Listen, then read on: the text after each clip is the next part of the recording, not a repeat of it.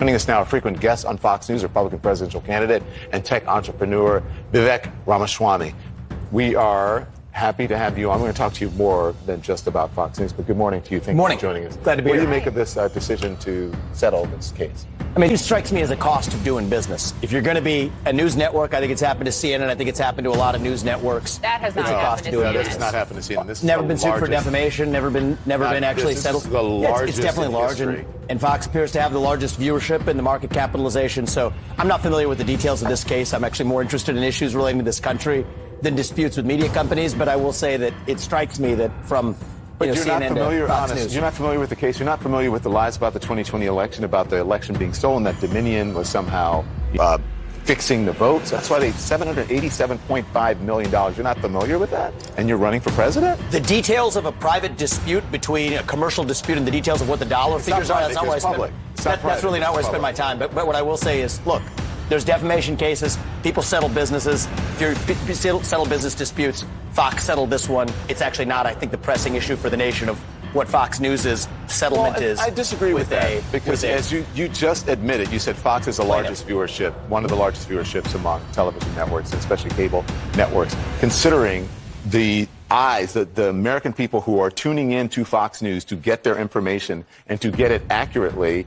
I'm surprised that you would say that you're not concerned about this and this is not something that is hugely pressing for the American people. Here's the way I look at it. Freedom of the press is the First Amendment in the Constitution. Oh, exactly. You nailed it. The freedom of the press. So we have CNN, we have Fox. I'm here with you guys. I go on Fox News.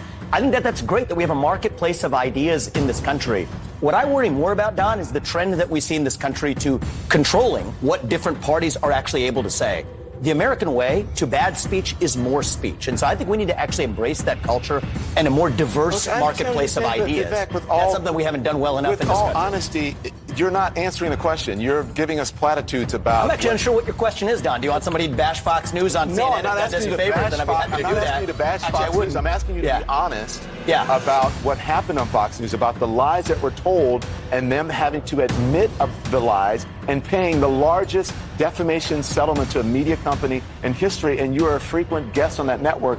Are you concerned about the credibility? Are you going to continue to go on that network even with those credibility? I have far more concerns with the credibility of what we will call the mainstream media than I do with the credibility of Fox News. But Fox is the mainstream media. At the end of the day, what I say is, look, neither you nor I know the details because they settled it before it went to trial. I think the obsession over this is a little weird. Vivek, listen, it's a little bizarre. I don't want to get into that. There's real issues to talk about in the country. Why are we talking about Fox News and the settlement?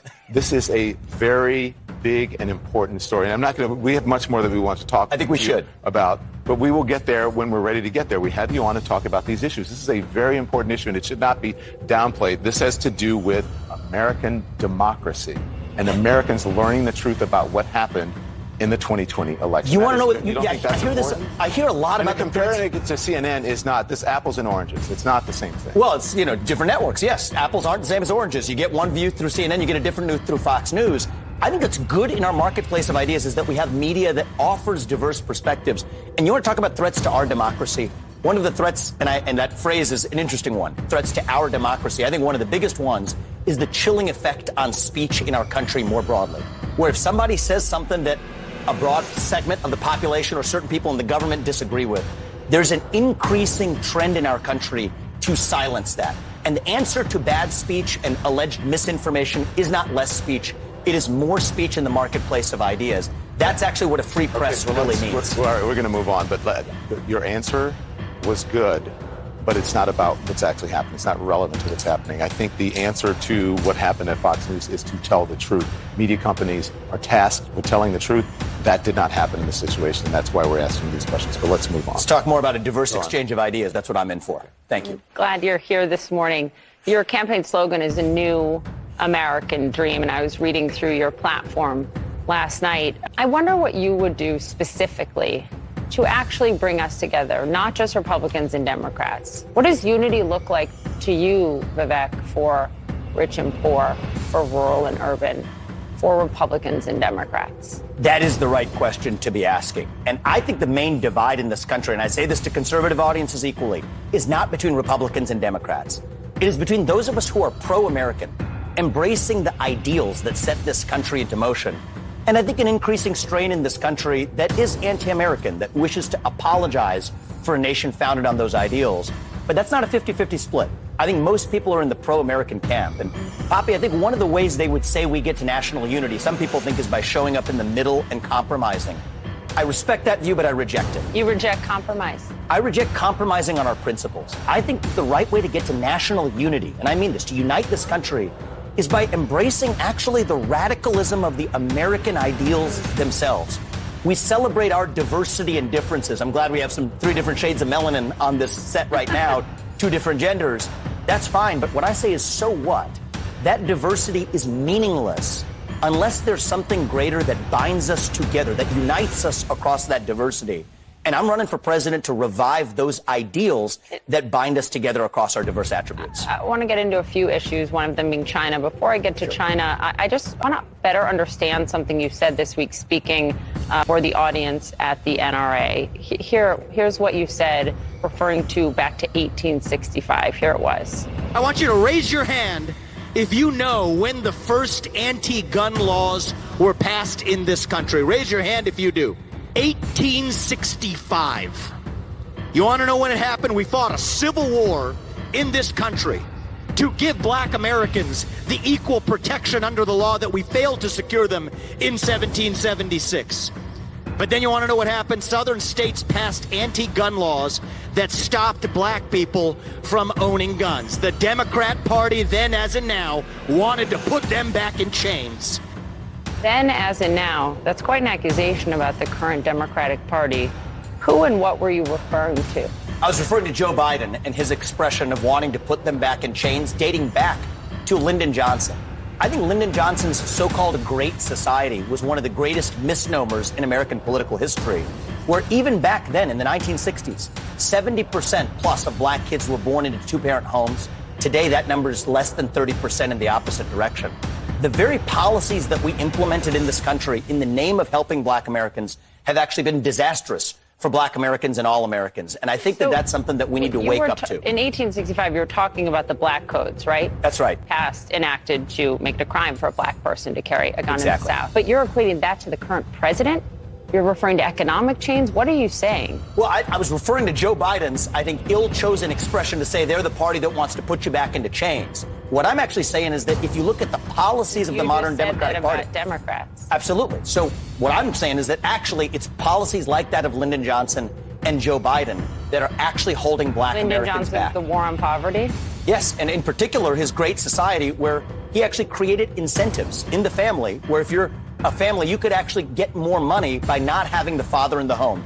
Guess what you get? You get what you pay for. And I think it's been really bad for the black community. I think it's really bad for all Americans. What? Do you have anything on this before I move on to China? I don't see what the one has to do with the other, but go on. I took up a lot of time with Fox. Oh, it's fine. We have time. I don't really see what one has to do with the other, especially consider and using the Civil War to talk about black Americans. That war was not fought for black people to have guns. That's not. That war was fought for black people to have freedoms in this country. Yeah. Actually, that's why the Civil War was fought. Okay. And the sad that part about wasn't it. fought for black people to have guns. I think.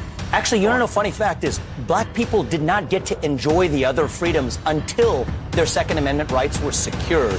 And I think that that's one of the lessons that we still learned. aren't allowed to enjoy the freedoms. I as well disagree in with this you country. on that, Don. I disagree with you. And I think you're doing a disservice to our country Okay. by failing to recognize the fact that we have equality before the law. When you are in black skin and you live in this country, then you can disagree with me. But we're not. You mentioned in here that I we have disagree. 3 different shades Don, I of think we have to be melanin able to here. talk about these issues in the open, regardless of the color of our skin. Black Americans today, to say that, compare that to 1865 and 1964, I think for you to compare it to absolutely 1865 and have equal rights 1964 in is this country. actually, I think it's insulting to black people. It's insulting to me as an African American. I don't want to sit here and argue with you because it's infuriating for you to put those things together. It's not right.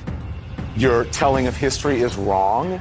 What part of the history was wrong? What part of the history was wrong? That the Civil War was fought. You're making people think that the Civil War was fought for black people, only for black people to get guns and for black people to have. The Civil War was to fought have for rights. black people in this country to get freedoms, a noble mission. And I think that even Yes, you're right. But it after wasn't- we but succeeded, to we had to actually secure reduce those it- freedoms. To reduce it in a speech at the NRA to say you're making people think, or you're trying to say that black people to get guns, that was the reason that you're there at the NRA. That was the reason for the Civil War. It is I think a that's fact. reductive. It's not and I think reductive, it's Don. insulting. There are a whole plethora insult- of reasons that for the Civil With War. due respect, I find your explanation reductive and actually insulting, including to black Americans, to say that black people today, compared to 1964, 1865, haven't made progress in part because of the freedoms we secured. And the Second Amendment was Black part people of it. cannot keep a thought if you guys are talking to me in my ear. So hang on one second. So to say that black people, say what you said again. Black people secured their freedoms after the Civil War. It is a historical fact, Don. Just study it. Only after their Second Amendment rights were secured. They That's were a not fact. secured their freedoms after the Civil War. That is not, you are discounting Reconstruction. You're discounting a whole host of things that happened after the Civil War when it comes to African Americans, including the whole reason that the Civil Rights Movement happened is because black people did not secure their freedoms after the Civil War, and that things turned around. People tried to change the freedoms that were supposed to And you know happen how they after got the it? Civil War They got their and Second Amendment Reconstruction. rights, and they actually got the NRA played a big role in that. But today, Don, the NRA did not play a big role absolutely, in they that. trained That black Americans is how a to use lie. firearms. That's a lie. That's not. The It's NRA did not play a big role in This that. is just historical fact. But It's Don, not historical fact. the part that I Just find because you say it's historical the fact. part that I it's not find historical fact. insulting is when you say today black Americans don't have those rights after we have The gone fact through that I the civil find rights insulting revolution in is this that country. You are sitting here telling an African American about the rights and what you find insulting about the way I live, the skin I live in every day. Here's where you and I know have the a different freedoms point that of view. black and white that black people don't have in this country, and that black people do have. Well, here's where you and I have a different point of view. I think we should be able to express our views regardless of the color of our skin. We should have this debate I'm not saying you without shouldn't me express your regarding you views, as a but I black think it's man, insulting that but you're me sitting regarding you here, as a fellow citizen. that you're That's what I sitting think we should here, see. whatever ethnicity you are, explaining to me Whatever ethnicity about I am, I'll what tell it's you- like to be black in Whatever America. ethnicity I am, I'll tell you what I am. I'm an Indian American. I'm proud of it. But I think we should have this debate. Black, white, doesn't matter. I think we should have this on debate. the but I think content you should, of the if you're ideas. going to do it, you should do it in an honest way and in a I fair think- way. And what you're doing is not an honest and fair way. Okay? With- but we with- appreciate you coming on. With Thank due you for respect, that. Don, I look forward to Thank you very continuing much. that I appreciate conversation. it. We'll Thank continue you. the conversation. Thank you. You so much. Thank you, Papa. We'll talk about China. Yes, let's talk about next China. time you come back. Oh, thank you. Much to say on declaring independence from China. Okay, Something you can can we add move on on now, please? Thank you. Thank you.